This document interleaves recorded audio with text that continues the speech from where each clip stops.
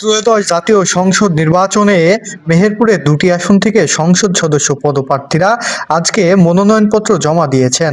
আজ ২৯শে ডিসেম্বর সোমবার মেহেরপুর জেলা রিটার্নিং কর্মকর্তার কার্যালয়ে উপস্থিত হয়ে মেহেরপুরের দুটি আসনের বিভিন্ন প্রার্থী তাদের মনোনয়নপত্র জমা দেন।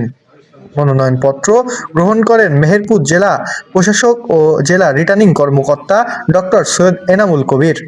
জেলা রিটার্নিং কর্মকর্তার কার্যালয়ে সশরীরে উপস্থিত হয়ে মনোনয়নপত্র জমা দেন মেহেরপুর ১ আসনের বিএনপির প্রার্থী মাসুদ অরুণ, মেহেরপুর ২ আসনের বিএনপির প্রার্থী আমজাদ হোসেন, মেহেরপুর ১ আসনের জামাত ইসলামের প্রার্থী মাওলানা তাজউদ্দিন খান, মেহেরপুর ২ আসনের জামায়াত ইসলামের প্রার্থী নাজমুল হুদা, মেহেরপুর ২ আসনের জাতীয় পার্টির প্রার্থী আব্দুল বাকি, মেহেরপুর ১ আসনের জাতীয় পার্টির প্রার্থী আব্দুল হামিদ, মেহেরপুর ১ আসনে সিপিবির প্রার্থী অ্যাডভোকেট মিজানুর রহমান।